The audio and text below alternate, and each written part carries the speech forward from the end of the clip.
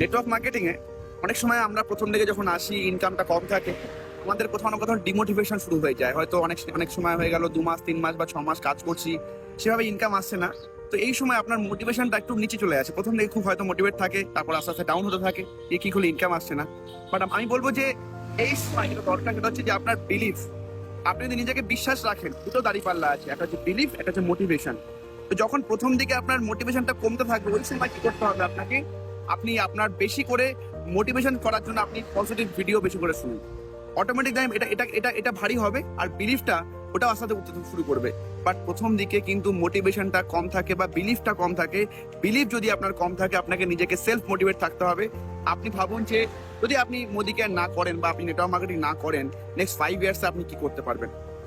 আপনার দ্বারা কি সম্ভব? পরবর্তী 5 বছরে আপনি কোথায় পৌঁছাবেন? পরবর্তী 5 বছরে কি আপনি 1 লক্ষ টাকা ইনকাম করতে পারবেন? যদি অ্যান্সার আসে ইয়েস, তাহলে আপনি গো ফর দ্যাট। আর যদি অ্যান্সার হয় নো, তাহলে চয়েস নেটওয়ার্ক মার্কেটিং। তাই ডিমোটিভেট হবেন না।